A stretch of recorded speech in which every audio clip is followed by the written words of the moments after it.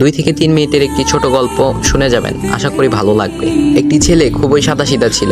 সে একটি দোকানে চাকরি করত। ছেলেটির বেতন ছিল মাত্র 5,000 টাকা। ছেলেটির দোকানের সামনে দিয়ে প্রতিদিন একটি মেয়ে স্কুলে যেত।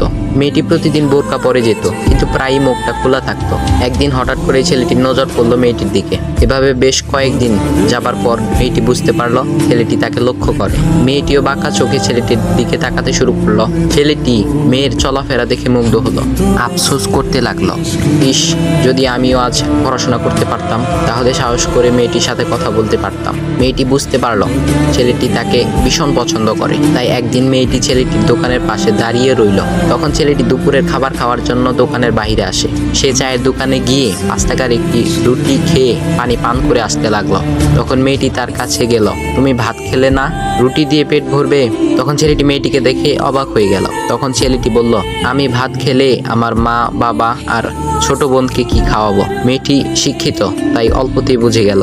সে হাত ধরে বলতে লাগলো, তাহলে তুমি যে আমাকে পছন্দ করো, আমাকে কি খাওয়াবে? তখন ছেলেটি বলল, আমি তো তোমাকে আপন করে পাওয়ার জন্য দেখি না, কারণ সে যোগ্যতা আমার নেই। তবে এটা সত্যি যে তোমাকে দেখলে আমার খুব ভালো লাগে, তাই দেখি।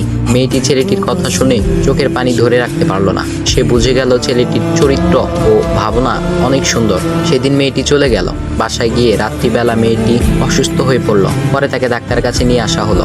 বলা হলো মেয়েটার 2টি কিডনি নষ্ট হয়ে গেছে। তখন মেয়ের বাবা ফোন করলো তার বন্ধুর ছেলেকে, যার সাথে বিয়ে দেওয়ার জন্য সে পাগল। কিন্তু মেয়েটি তার বাবার পছন্দের ছেলেকে বিয়ে করতে রাজি না, কারণ সে ছেলেটি টাকা থাকলেও কি হবে, তার চরিত্র খারাপ, সে লোভী।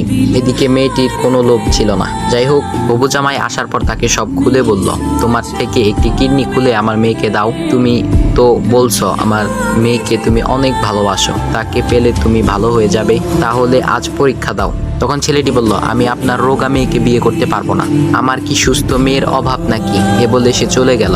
বাবা তখন কেঁদে কেঁদে মেয়ের কাছে সব খুলে বলল।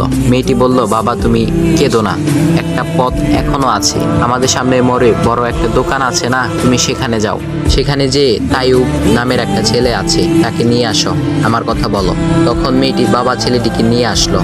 মেয়েটিকে দেখে ছেলেটির চোখ ভিজে পানি পড়তে লাগলো, কারণ মেয়ের বাবা তাকে সব খুলে বলেছে। তখন ছেলেটি মেয়েটিকে বলল, তুমি আমাকে